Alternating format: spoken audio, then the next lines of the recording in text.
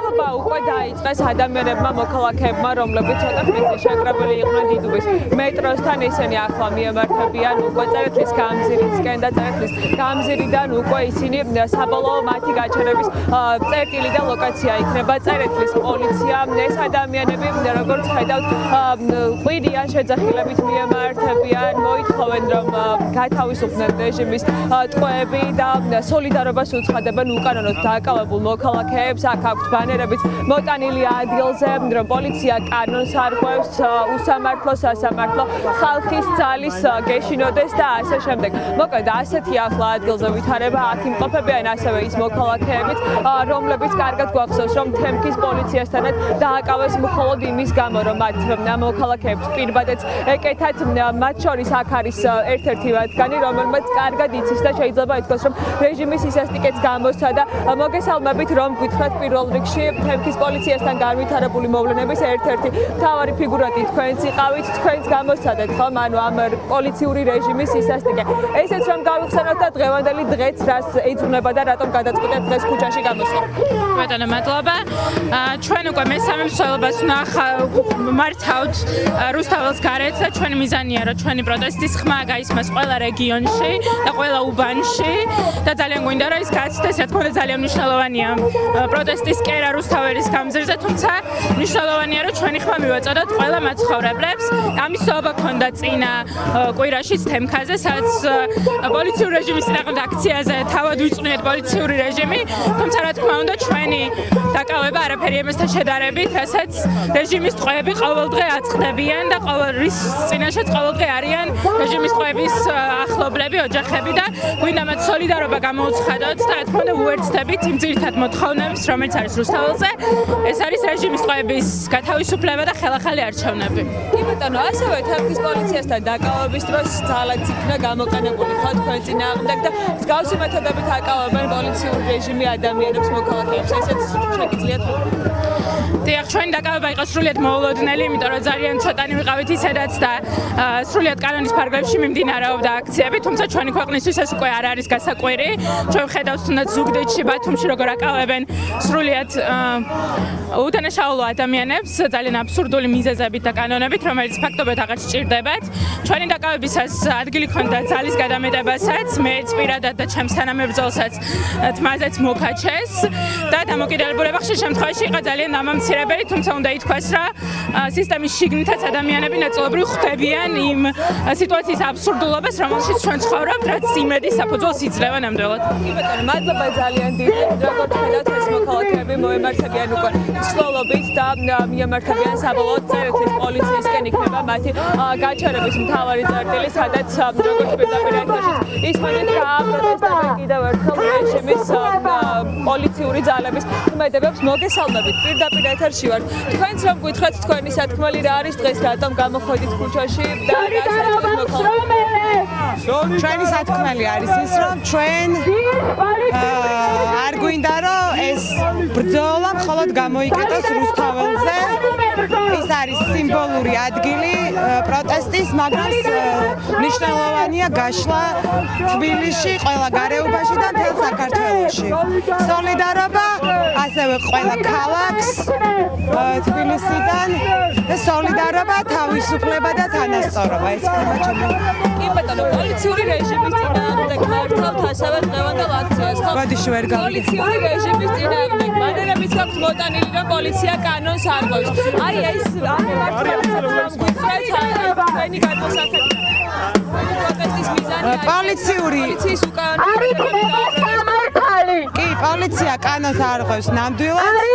ამის ძალიან ბევრი მაგალითი გვაქვს და კონკრეტულად არ იქნება სამართალი. 18 იანვარს რაც განხორციელდა თემქაზე.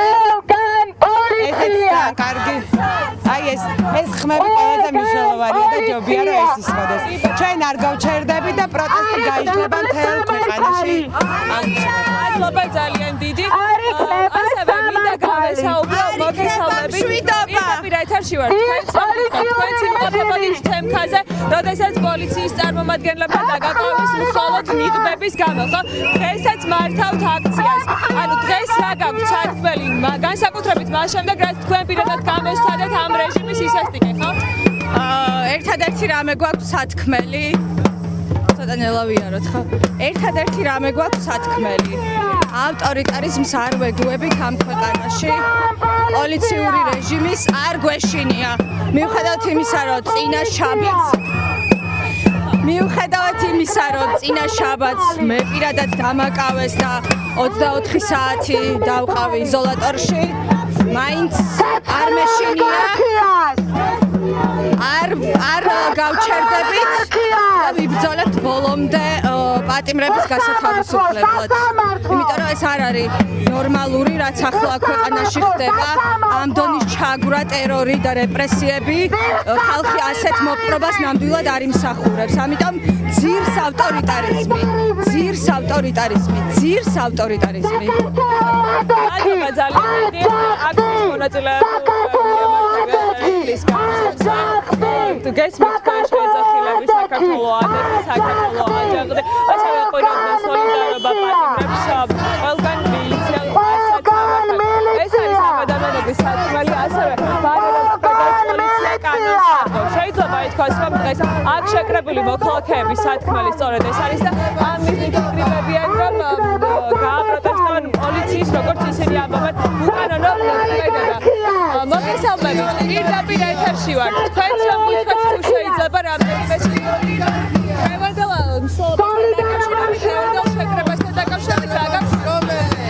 დღევანდელი მსვლელობა ძალიან მნიშვნელოვანია იმ კუთხით, რომ ასე ხდება პროცესის დეცენტრალიზაცია. ადამიანების ხმა და პროტესტი ისმის ყველგან, მათ შორის ისეთ ადგილებში, სადაც ეს პროტესტი ბუნებრივად არსებობს, თუმცა ამის გაშუქება, ამაზე უფრო მეტი ლაპარაკი არ ხდება და არ ხერხდება. მოკლედ, ასეთია ახლა ვითარება ადგილზე, ადამიანები ბანერებით შეძახილებით მიემართებიან პოლიციისკენ და ამბობენ იმასაც, რომ მაშინ როდესაც რუსთაველის გამზირზე არის ძირითადად აქცია და პროტესტი ამ მოქალაქეებს და ახალგაზრდებს სურთ, რომ ეს პროტესტის ხმა ასევე გარეუბნებშიც ისმოდეს და მათ შორის იმყოფებოდნენ ისინი, როგორც საუბრობდით, რამდენიმე დღის წინ თემქაზე, ასევე ახლა დღეს შეიკრიბნენ დიდუბის მეტროსთან და ესე სურთ, რომ სრულიად მთელი თბილისის ყველა უბანი იყოს ამ ადამიანების პროტესტის ხმით მოცული და ისმოდეს ამ ადამიანების სათქმელი. მოგესალმებით, პირდაპირ ეთერში ვართ. თუ შეიძლება თქვენც რომ გითხრათ, რატომ მოეცდებით დღევანდელ აქციას და რა არის თქვენი სათქმელი? მოგესალმებით.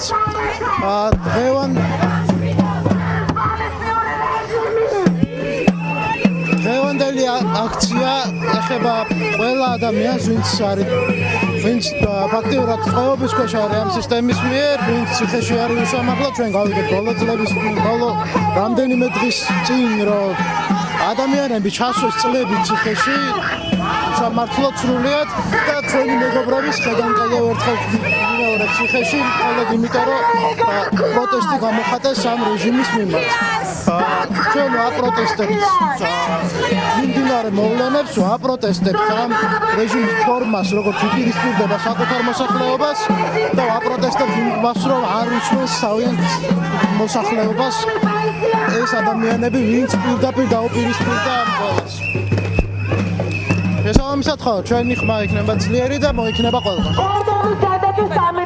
მოკლედ, ახლა ჯანდაცვის სამინისტროსთან ვართ უკვე კადრი ვაჩვენოთ პირდაპირ ეთერში.